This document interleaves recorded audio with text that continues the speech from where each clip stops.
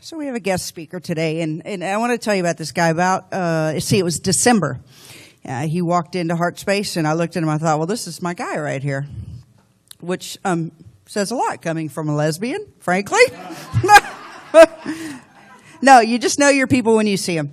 And so what I have learned about this man is that he is all sharp-witted, and he's got quite a shuck and jive on the outside. And he is as soft and gentle and contemplative a man as I have ever met. And he's really a good hugger, too. So I have asked David Blakey to tell his story today. This is, as he pointed out when we were praying up, this is not the final day of loving kindness and forgiveness, but it's the final Sunday in the month where we're focused on loving kindness and forgiveness. And so please open your hearts and your minds to what David has to share with us today. And David, come on up.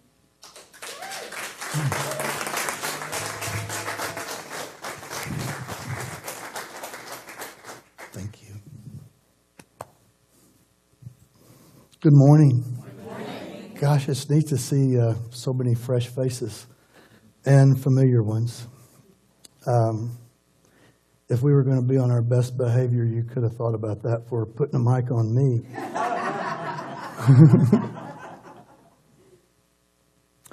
I want to tell you a story this morning, and it's a cafeteria. You can take what you want and leave the rest.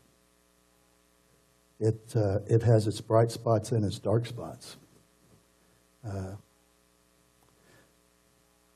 A woman I knew, her name was Lola, and we met in college about an hour and a half after her parents dropped her off. She was sitting around the living room where we had a keg of beer.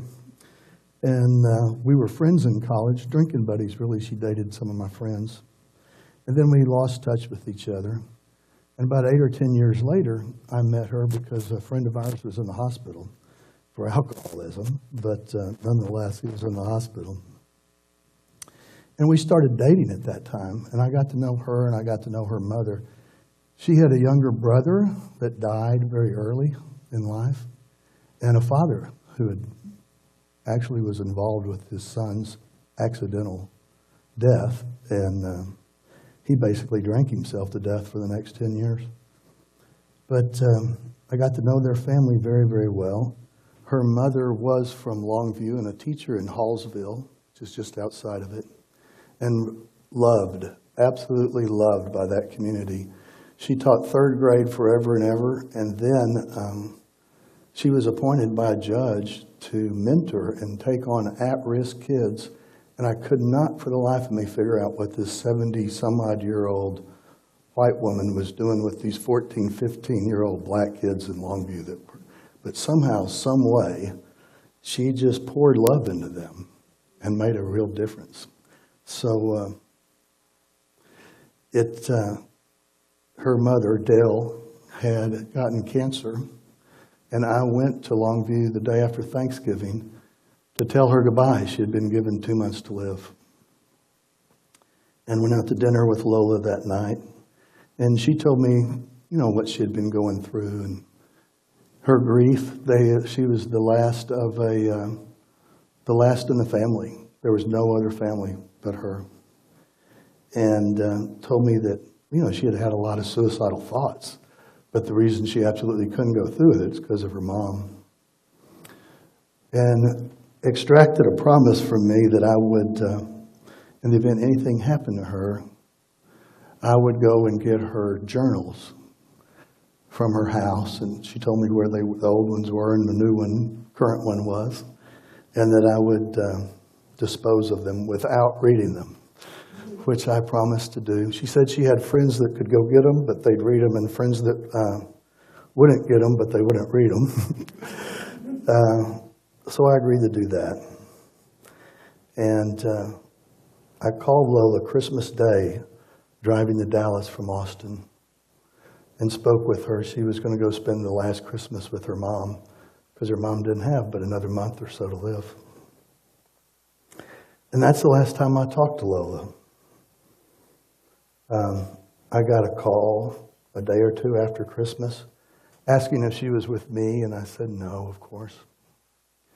And got another call back that the police were at her house and had put yellow crime scene tape all around it. And got a call the following evening that she had been found, that she had been horrifically murdered. And I called the rehab center, hospital where her mom was, and spoke with her mom and went to Longview the next morning.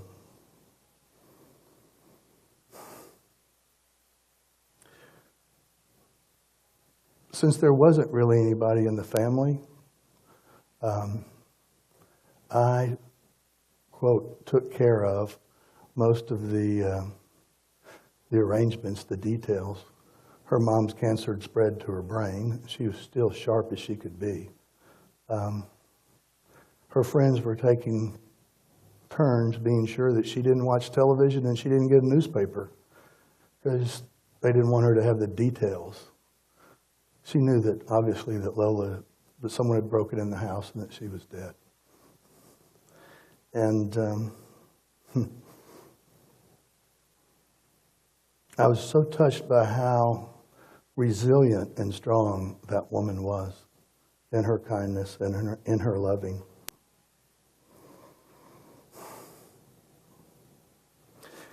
One of the things I needed to do was there was going to have to be a closed casket funeral. And so I needed to go get pictures of Lola for a service.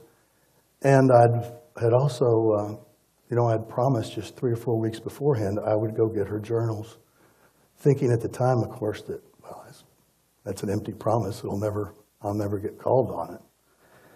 So I'm the one, when the police released the house, they gave me the key and I rolled up the yellow tape and went in their home to get that.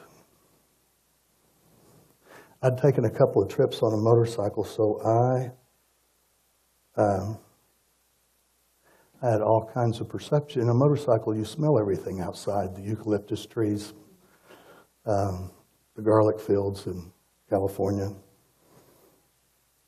And I pushed open the door to her house, and all that warm air came out, and I knew I was absolutely over my head. And I prayed and called in and asked for help and walked in and felt like I was in an absolute cocoon of a light, golden light. And I was very aware that something was still left in that house. You can call it energy, you can call it evil, you can call it the lack of love, you call it whatever you want to call it.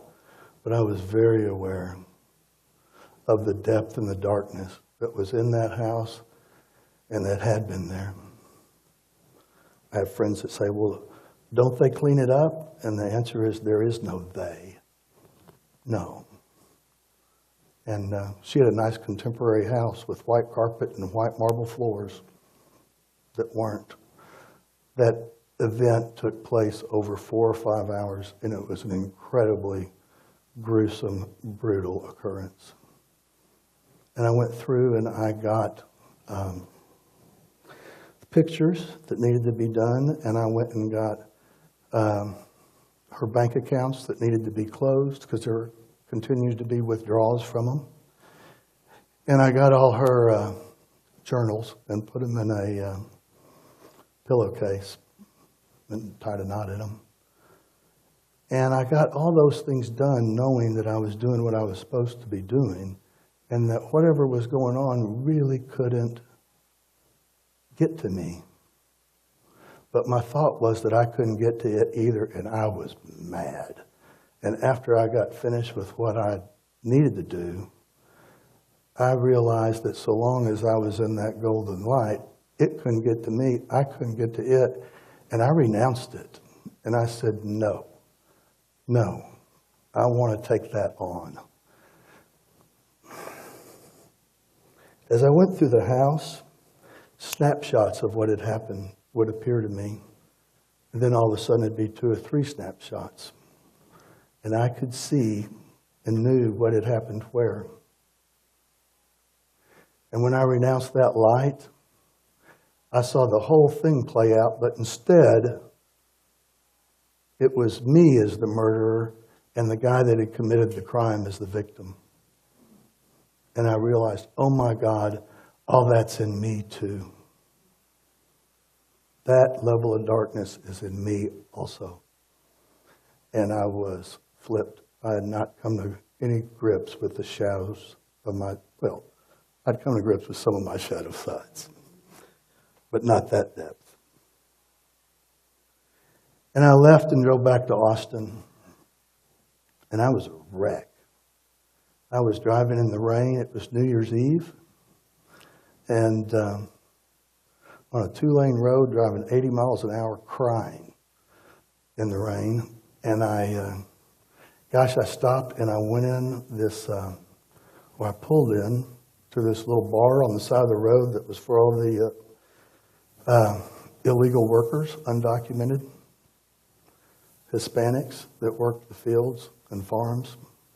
And I decided I was just going to go in there and get about that much tequila in a glass after having been sober for 2 or 3 years and drink the whole thing and make some sort of comment about their sisters or daughters or something that would get me in a fist fight real quick.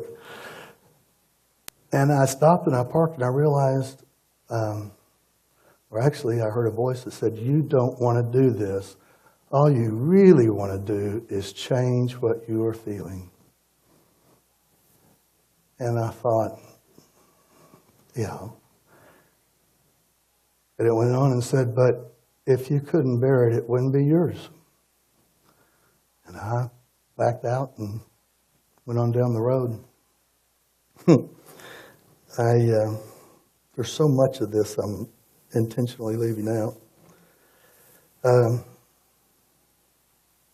I returned to Longview, obviously for a funeral, and her mother had asked me if I wouldn't mind being a pallbearer, but would I escort her to the funeral? And I was incredibly honored to do that. So interesting, that morning I got up and I realized that with all the hatred and anger I had for this guy, he was caught the next day with overwhelming evidence, you know. He is the one that actually took him to where he had dumped the body. But I knew in the past that I could forgive people by praying for them, and I didn't even have to mean it at first. I mean, I've said prayers that said, please God, give that son of a bitch everything he's got coming to him. But I couldn't even pray that prayer. And that morning I got up and tried, and all I would do is just roll over and cry. But I went to the funeral home, and, Lola had just made plans for her mom's funeral. And so what we did is just say, well, we'll do the same thing for Lola. You know, it's what she thought would be nice for her mom, so we just do it for her. And but Lola hadn't gone to the expense of checking the box for a car to come get her. So there was no car to go get Mrs. Nixon. So I commandeered a Cadillac, and we went out and got Mrs. Nixon and came back to the funeral home. And right as we were there, she said, I'm not ready to go in. And so I thought, well, okay. So the guy made the block, and we went. I said, I want to go by her house.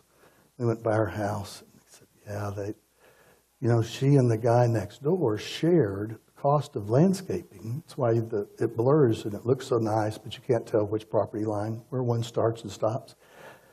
She said, and he was there at that memorial service, and I think he cheated her out of some of that. He said, but I've forgiven him. And I turned around and looked at her and said, Mrs. Nixon, how do you forgive? And she said, well, David, forgiveness is my path to peace. And she had a friend with her that was kind of a newly converted Christian, if you will, and who was enthusiastic and still carrying her Bible everywhere. And she said, yes, David, the book says you're supposed to forgive. And I looked at Mrs. Nixon and I said, yeah, I understand that. What I want to know is how are you doing it? And I looked her in the eye and she knew exactly what I was asking. And I could tell she was wrestling with the same thing, is how are we going to forgive that? His name was Mario Swain. And 3 months after 9/11, he changed his middle name to Rashid, Mario Rashid Swain. I'm not sure why anybody would want to take on a Muslim name 3 months after 9/11, but he did. Anyway, Mrs. Nixon looked at me and said, well, David, every morning before it gets light and every evening after the sun goes down, I take my quiet time and I sit and I talk with God. And her friend said, oh, David, you're supposed to talk to God, which, none of that was helpful. But we went back to the funeral home and I opened her door and reached in to get Mrs. Nixon and try and help her out of the car and put her in a wheelchair. And she waited till everyone was out of the car and her friend was out of the car, and I reached in to get her and she put her hand on my chest and my face was no farther than that from hers, and she looked me in the eye and she said, I said I talk with God. And I knew in that moment that woman was getting up for 30 minutes in the morning and 30 minutes in the evening and listening to God. She was meditating. She would have never called it that. She was 81 or 2 or 3 in Longview, Texas. They don't meditate, for crying out loud. But that's precisely what was going on. And in that moment, there with her face there, it's as if we somehow stepped out of time and I somehow met her at this really deep level of the soul that I'd never met anyone. And we both just were there in tears, and it's as if time just slowed so far down. So I don't know what happened in the real world during all that, but I took her back to friends' houses after the funeral, and she was pushing me to go to the burial ground, or the cemetery, which was halfway to Dallas, because she was afraid they were going to put her in the wrong hole, as she said. It's God bless those East Texas Baptists. They fry chicken and chocolate cake. They know how to get rid of grief. And I had a drumstick between all fingers when I left. And Lola's friend Leslie there'd been a big controversy over where the burial plot was.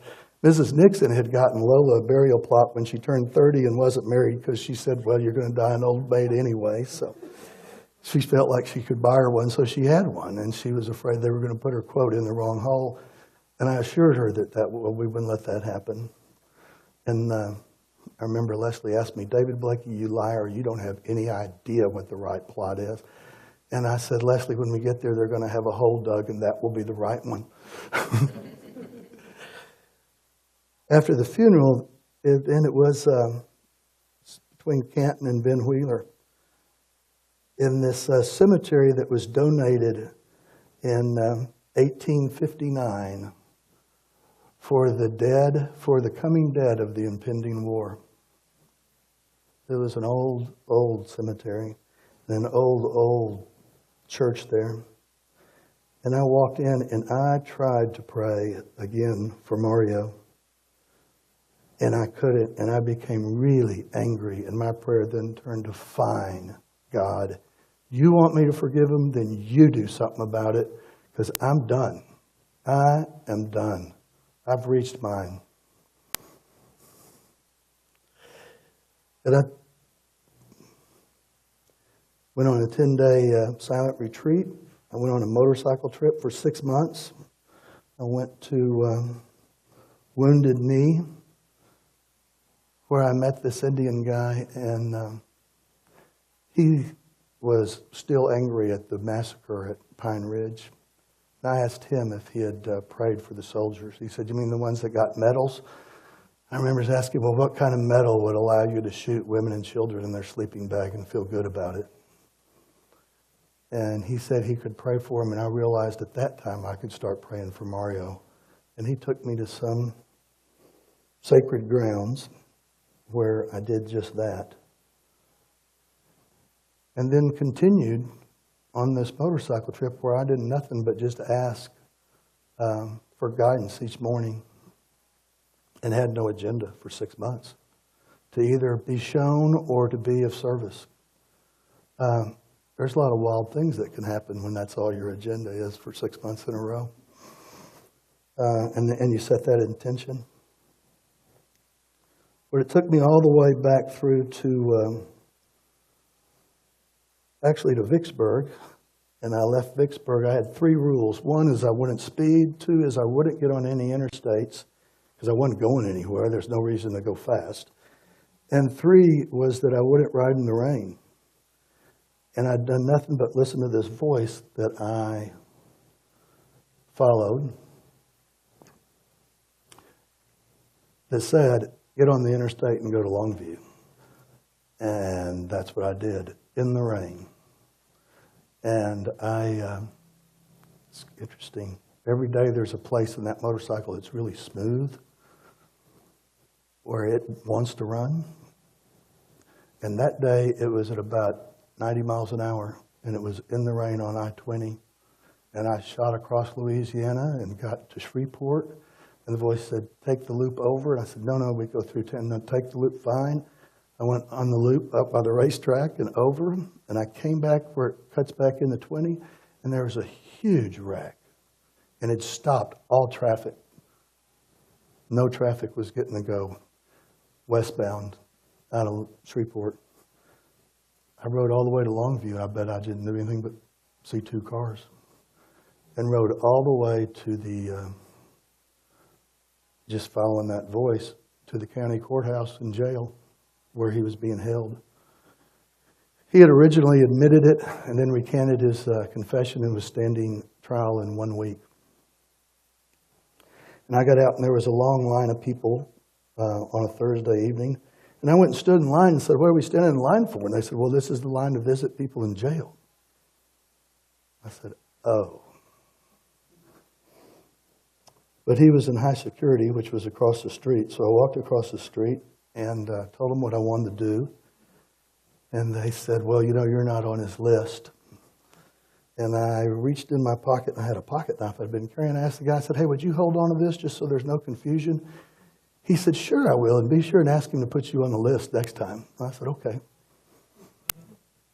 And I sat down and went up in an elevator to have a visit with Mario Swain, not knowing how I'd react, if I'd be mad, if I'd start crying, if I'd get angry.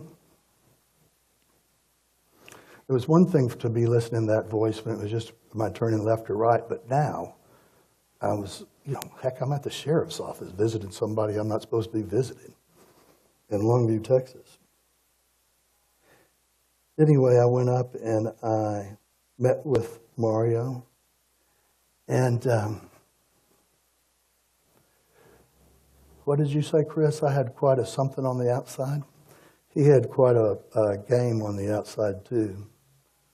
And being just too cool and how he had it all pulled together. And he wasn't there, but he was there, but he really wasn't responsible. And I realized this guy, his elevator wasn't going to the top. I realized he was contradicting himself in the same breath, and he was going to stand trial for what was now capital murder, and they were going after a death penalty in Longview, Texas, on a 23-year-old black man that murdered a 42-year-old white woman with a white jury. And I listened to him for a while, and finally I said, "Stop. Mario, whatever happened in that house happened. That's written in the book of life, and it will not change. What I want you to know is that Lola's forgiven you, and her mother's forgiven you. But the reason I'm here is I haven't quite forgiven you. And I figure you haven't forgiven yourself either.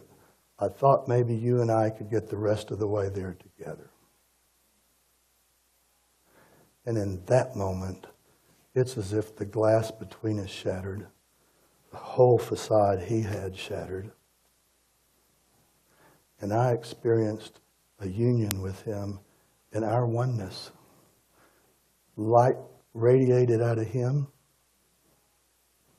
and I connected with him, and from there had a real unifying experience throughout it all. Throughout the planet.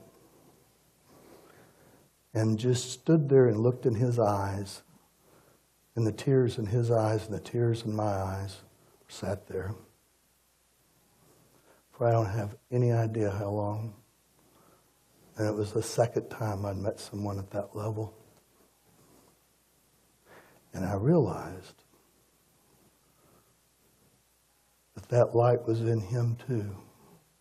The one who had committed such a horrific, brutal act was, in that moment, in his pure innocence.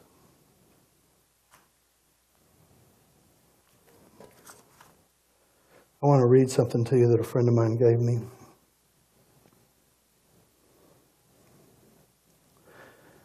In closing, the holiest of all the spots on earth is where an ancient hatred has become a present love. And they come quickly to the living temple where a home for them's been set up. There is no place in heaven holier. They have come to dwell within the temple offered them, to be their resting place as well as yours. What hatred has released to love becomes the brightest light in heaven's radiance, and the lights in heaven brighter grow in gratitude for what has been restored. Now the temple of the living God is rebuilt and is host again to him by whom it was created. An ancient miracle has come to bless and replace an ancient enmity that came to kill. In gentle gratitude to God the Father and the Son return to what is theirs and will forever be. For they have come at last. Thank you all.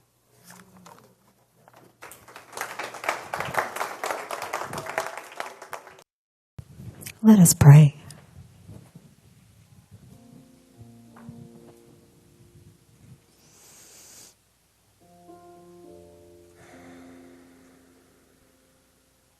Knowing that God is all that there is in this moment. One life, one love, one power.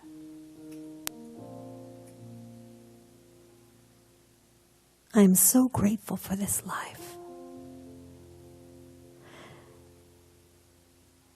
And for being witness to this beautiful testimony of loving kindness and forgiveness. Knowing that we allow ourselves to be with the one, to be with each other as that one life, that one love. For there is only one.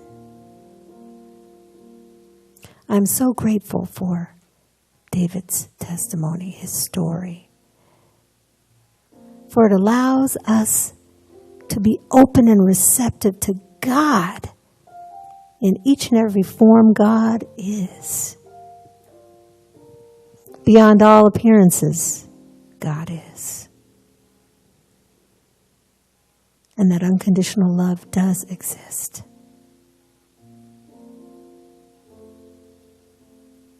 It is in our actions, in the words we speak, in the thoughts we think. And with this, I give thanks for this place and for all who come to share their love, their laughter, their life their beingness with others. I'm so grateful. Let us say together, and so it is. Amen. Amen. Amen.